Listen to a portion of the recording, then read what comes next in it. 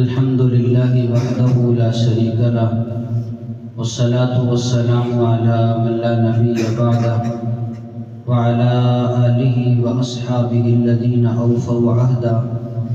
أما بعد فأعوذ بالله من الشيطان الرجيم. بسم الله الرحمن الرحيم.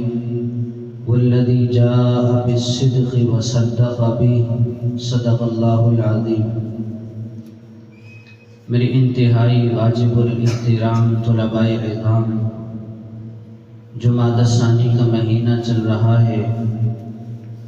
اس مہینے کے اندر خلیفہ اول بلا فصل سسر رسول یار غار مصطفیٰ افضل البشر بعد الانبیاء حضرت سیدنا صدیق اکبر رضی اللہ تعالیٰ عنہ کا یوم وفات ہے.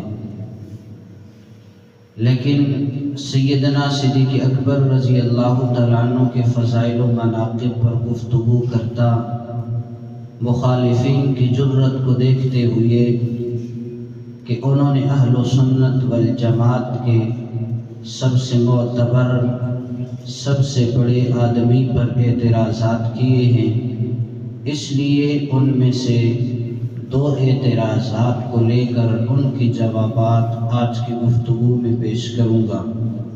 توجہ میری جانب رہے گی، بات انشاءاللہ سمجھ آئے گی. ہمارا اہل سنت والجماعت احناف دیوبند کا عقیدہ یہ ہے کہ سیدنا صدیق اکبر رضی اللہ تعالی عنہ اعلم الناس بعد النبی صلی اللہ علیہ وسلم ہے، یعنی حضور صلی اللہ علیہ وآلہ وسلم کے بعد سب سے بڑے عالم سیدنا صدیق اکبر رضی اللہ تعالی عنہ ہے. اب معترض اعتراض کرتا ہے تمہارا دعویٰ کہ سب سے بڑے عالم ہیں، سب سے زیادہ علم رکھنے والے ہیں، لیکن تم اہل سنت کی کتابوں کے اندر بھی دیکھا جائے سیدنا صدیق اکبر رضی اللہ تعالیٰ عنہ کی روایات کم ملتی ہیں. اور یہ بات ان کی وجہ ہے احادیث کی کتب کے اندر جتنی احادیث موجود ہیں ان احادیث کو دیکھا جائے تو سیدنا صدیق اکبر رضی اللہ تعالی عنہ کی روایات کم ہیں.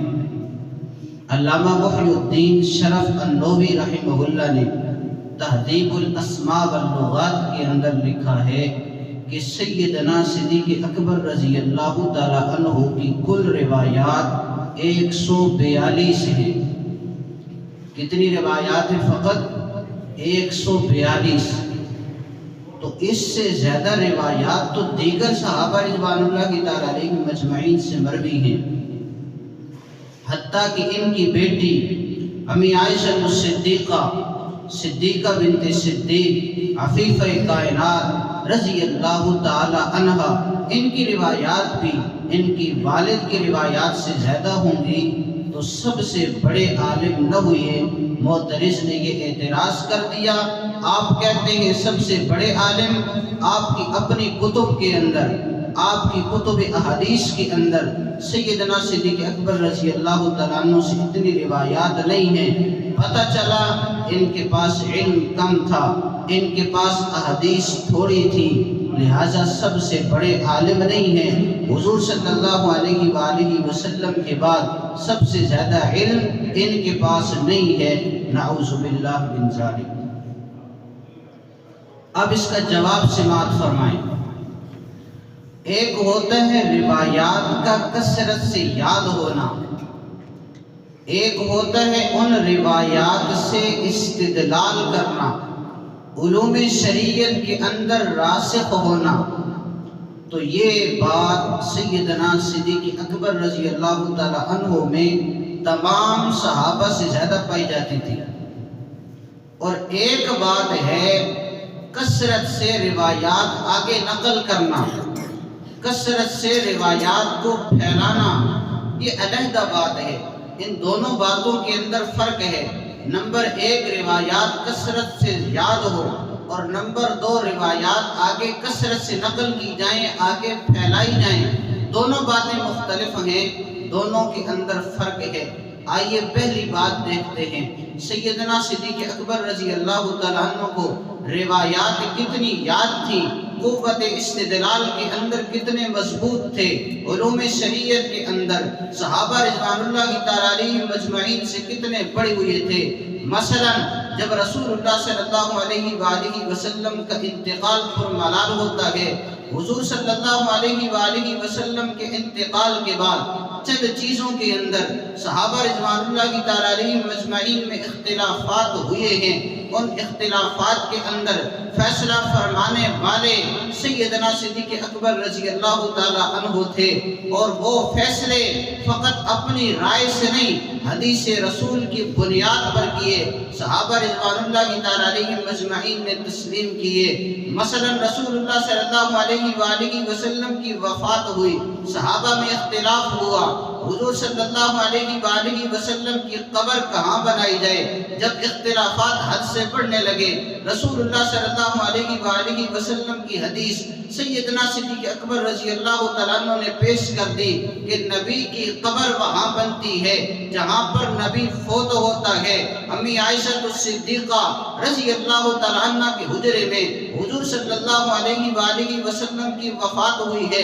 پتہ چلتا ہے اس حجرے کے اندر ہی حضور صلی اللہ علیہ وآلہ وسلم کی قبر بنے گی، حضور صلی اللہ علیہ وآلہ وسلم کو یہیں دفن کیا جائے گا۔ پھر اختلاف ہوا، صحابہ رضوان اللہ تعالیٰ علیہ مجمعین نے بات کی، رسول اللہ صلی اللہ علیہ وآلہ وسلم کا جنازہ کیسے پڑھا جائے، کون پڑھائے۔ سیدنا صدیق اکبر رضی اللہ تعالیٰ عنہ وہ واحد شخصیت تھے، فرمایا کہ رسول اکرم صلی اللہ علیہ وآلہ وسلم کا جنازہ اس طرح نہیں ہوگا جس طرح عام مومنین کا ہوتا ہے، بلکہ جماعت کی شکل کے اندر چند صحابہ رضوان اللہ تعالیٰ علیہ مجمعین حضور صلی اللہ علیہ وآلہ وسلم کے حجرے میں جائیں، حضور صلی اللہ علیہ وآلہ وسلم پر درود و سلام پڑھیں، واپس آ جائیں۔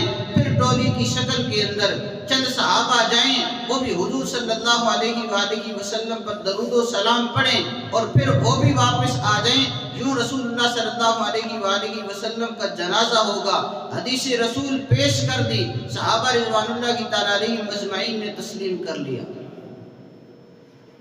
پھر اختلاف ہوا، سیدہ فاطمہ الزہرا رضی اللہ تعالی عنہا حضور صلی اللہ علیہ وآلہ وسلم کی سب سے چھوٹی صاحبزادی، حضور صلی اللہ علیہ وآلہ وسلم کی لخت جگر سیدنا صدیق اکبر رضی اللہ تعالیٰ عنہ کے پاس آتی ہیں، اے ابو بکر، وراثت کے اندر جو ہمارا حصہ بنتا ہے وہ ہمیں دے دیا جائے۔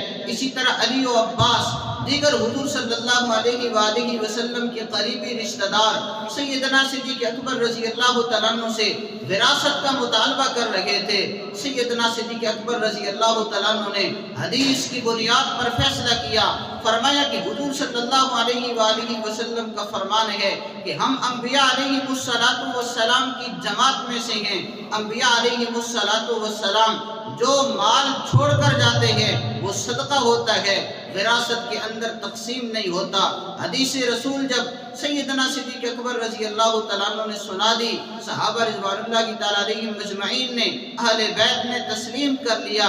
اس سے پتہ چلا سب سے زیادہ علم رکھنے والے، سب سے زیادہ احادیث رسول کو جاننے والے، حضور صلی اللہ علیہ وآلہ وسلم کی احادیث کو یاد کرنے والے سیدنا صدیق اکبر رضی اللہ تعالیٰ عنہ تھے۔ اسی طرح صحیح بخاری کے اندر ایک روایت آتی ہے، ابو سعید خدری رضی اللہ تعالیٰ عنہ راوی ہیں، وہ فرماتے ہیں کہ ہم میں سے سب سے بڑے عالم سیدنا صدیق اکبر رضی اللہ تعالیٰ عنہ تھے۔ اسی طرح حضرت عمر فاروق رضی اللہ تعالیٰ عنہ کا ایک فرمان تاریخ الخلفاء کے اندر ملتا ہے۔ اس کتاب کے اندر حضرت عمر فاروق رضی اللہ تعالیٰ عنہ کا فرمان صاحب کتاب نے نقل کیا ہے، حضرت عمر رضی اللہ تعالیٰ عنہ فرماتے ہیں کہ جب رسول اللہ صلی اللہ علیہ وآلہ وسلم کا انتقال ہوا، حضور صلی اللہ علیہ وآلہ وسلم کے بعد خلافت کا مسئلہ چھڑا، اس پر بھی حدیث رسول پیش کرنے والے سیدنا صدیق اکبر رضی اللہ تعالیٰ عنہ تھے۔ سیدنا صدیق اکبر رضی اللہ تعالیٰ عنہ نے فرمایا، حضور کا فرمان موجود ہے، الائمۃ من قریش، کہ امراء جو ہوں گے، خلفاء جو ہوں گے، وہ سارے کے سارے قریش میں سے ہوں گے۔ یہ اختلاف مٹانے والے، حدیث رسول سنانے والے سیدنا صدیق اکبر رضی اللہ تعالیٰ عنہ تھے۔ اور اس وقت انصار کی شان کے اندر جو کچھ رسول اللہ صلی اللہ علیہ وآلہ وسلم نے اپنی حیات طیبہ کے اندر فرمایا تھا، وہ سب کچھ سیدنا صدیق اکبر رضی اللہ تعالیٰ عنہ نے بیان کر دیا۔ حضرت عمر رضی اللہ تعالیٰ عنہ فرماتے ہیں کہ سیدنا صدیق اکبر رضی اللہ تعالیٰ عنہ نے لم یترک شیئا، کوئی چیز نہیں چھوڑی جو رسول اللہ صلی اللہ علیہ وآلہ وسلم نے، حضور صلی اللہ علیہ وآلہ وسلم نے انصار کی فضیلت میں بیان فرمایا ہو اور صدیق اکبر نے چھوڑ دیا ہو، ایسا نہیں ہوا۔ سب کچھ سیدنا صدیق اکبر رضی اللہ تعالیٰ عنہ نے بیان فرما دیا۔ اس قول کے ذکر کرنے کے بعد صاحب کتاب نے کیا لکھا ہے؟ تاریخ الخلفاء کے اندر بات موجود ہے۔ صاحب کتاب لکھتے ہیں، ان باتوں سے پتہ چلتا ہے کہ سب سے زیادہ علم رکھنے والے، سب سے زیادہ احادیث کو جاننے والے، احادیث کو یاد کرنے والے سیدنا صدیق اکبر رضی اللہ تعالی عنہ تھے۔ اب آتی ہے دوسری بات، پھر سیدنا صدیق اکبر رضی اللہ تعالیٰ عنہ سے روایات کم کیوں ملتی ہیں؟ تو اس کا جواب یہ ہے کہ سیدنا صدیق اکبر رضی اللہ تعالیٰ عنہ کے مزاج کے اندر خشیت الہیہ کا غلبہ تھا، اللہ جل جلالہ کا خوف بہت زیادہ تھا۔ اس وجہ سے حضور اکرم صلی اللہ علیہ وآلہ وسلم کی احادیث بیان کرتے لیکن بلفظ ہی بیان نہیں کرتے، حضور صلی اللہ علیہ وآلہ وسلم کی طرف منسوب بھی نہیں فرماتے، حدیث کا مفہوم ذکر کرتے، اس سے مستنبط شدہ مسائل ذکر کر دیتے، امت کو مسئلہ سمجھا دیتے، اختلافات ہوتا اس اختلاف کو ختم کر دیتے، لیکن رسول اللہ صلی اللہ علیہ وآلہ وسلم کی طرف اس بات کو منسوب نہیں کرتے تھے، جس کی وجہ سے سیدنا صدیق اکبر رضی اللہ تعالیٰ عنہ کی روایات کم ہو گئی۔ آپ نے فضائل اعمال کے اندر ایک واقعہ سنا ہوگا، ایک رات سیدنا صدیق اکبر رضی اللہ تعالیٰ عنہ بے چینی کی حالت کے اندر گئے، سو نہیں رہے۔ بیٹی نے پوچھا، سیدنا صدیق اکبر رضی اللہ تعالیٰ عنہ نے بتایا کہ میرے پاس احادیث کا ایک صحیفہ ہے جس کے اندر میں نے احادیث لکھی ہے، لیکن آج ڈر یہ لگ رہا ہے، ہو سکتا ہے اس کے اندر کچھ باتیں غلط ہوں، کچھ باتیں ایسی ہوں جو رسول اللہ صلی اللہ علیہ وآلہ وسلم نے بیان نہ فرمائی ہوں اور میں نے لکھ لی ہوں۔ اس صحیفے کو جلا دیا گیا، اس کے اندر احادیث کتنی زیادہ تھی۔ تو سیدنا صدیق اکبر رضی اللہ تعالیٰ عنہ کے پاس علم تھا لیکن روایات آگے کم کیوں کی ہیں؟ فقط اس وجہ سے کہ سیدنا صدیق اکبر رضی اللہ تعالیٰ عنہ کے اندر اللہ جل شانہ کا خوف بہت زیادہ تھا، اس وجہ سے رسول اللہ صلی اللہ علیہ وآلہ وسلم کی احادیث بہت زیادہ نقل نہیں کی۔ دوسرا اعتراض یہ ہوتا ہے کہ سیدنا صدیق اکبر رضی اللہ تعالیٰ عنہ کو تم افضل البشر بعد از انبیاء مانتے ہو، انبیاء علیہ السلام کے بعد سب سے افضل مانتے ہو، لیکن حضور صلی اللہ علیہ وآلہ وسلم کا ایک فرمان موجود ہے، اس سے پتہ چلتا ہے سیدنا صدیق اکبر رضی اللہ تعالیٰ عنہ افضل نہیں ہیں۔ معترض اعتراض کرنے کے لیے یہ حدیث بطور دلیل کے پیش کرتا ہے، حضور صلی اللہ علیہ وآلہ وسلم کا فرمان، لو کان بعدی نبی لکان عمر، اگر میرے بعد کوئی نبی ہوتا، نبوت کا سلسلہ چلتا تو میرے بعد نبی بننے کے لائق سیدنا عمر فاروق رضی اللہ تعالیٰ عنہ تھے۔ معترض نے اعتراض کیا، تم نے کہا سب سے زیادہ فضیلت والے سیدنا صدیق اکبر، حضور فرما رہے ہیں میرے بعد اگر کوئی نبی بنتا سیدنا عمر فاروق رضی اللہ تعالیٰ عنہ بنتے۔ پتہ چلا کہ حضور صلی اللہ علیہ وآلہ وسلم کے بعد سب سے زیادہ مقام، سب سے افضل سیدنا صدیق اکبر رضی اللہ تعالیٰ عنہ نہیں ہیں۔ اس کا جواب ذہن نشین فرما لیں۔ اس کا جواب یہ ہے کہ یہ سیدنا عمر فاروق رضی اللہ تعالیٰ عنہ کی جزوی فضیلت ہے، اس کی وجہ سے سیدنا صدیق اکبر رضی اللہ تعالیٰ عنہ کی کلی فضیلت پر حرف نہیں آتا۔ دوسرا جواب میرے پیر و مرشد متکلم اسلام حضرت مولانا محمد الیاس گھمن صاحب حافظہ اللہ دیتے ہیں۔ وہ یہ ارشاد فرماتے ہیں کہ اللہ جل شانہ کی سنت اور طریقہ یہ ہے، اللہ جل شانہ جب ایک نبی کو بھیجتے ہیں اس کے اندر دو صفات ضرور ہوتی ہیں۔ نمبر ایک وہ بشیر ہوتا ہے، نمبر دو وہ نذیر ہوتا ہے۔ بشیر خوشخبری سنانے والا، نذیر اللہ سے ڈرانے والا۔ اگر اس کو میں آسان لفظوں کے اندر یوں بیان کروں، اللہ جل شانہ جب بھی کسی نبی کو بھیجتے ہیں اس کے اندر ایک چیز جمال ہوتی ہے، دوسری چیز اس کے اندر جلال ہوتا ہے۔ کسی نبی پر غلبہ جمال کا ہوتا ہے، کسی نبی پر غلبہ جلال کا ہوتا ہے۔ اللہ جل شانہ جب کسی نبی کو بھیجتے ہیں اس کے اندر اگر صفت جمال کا غلبہ ہو، اس کے بعد جو نبی آتا ہے اس کے اندر صفت جلال کا غلبہ ہوتا ہے۔ اگر ایک نبی آیا اس کے اندر صفت جلال کا غلبہ ہے، اس کے بعد جو نبی آئے گا اس کے اندر صفت جمال کا غلبہ ہوگا۔ مثال سے بات سمجھیے، سیدنا موسیٰ علیہ السلام کو اللہ نے پیغمبر اور رسول بنا کر بھیجا، ان کے اندر صفت جلال کا غلبہ تھا، غصہ تھا۔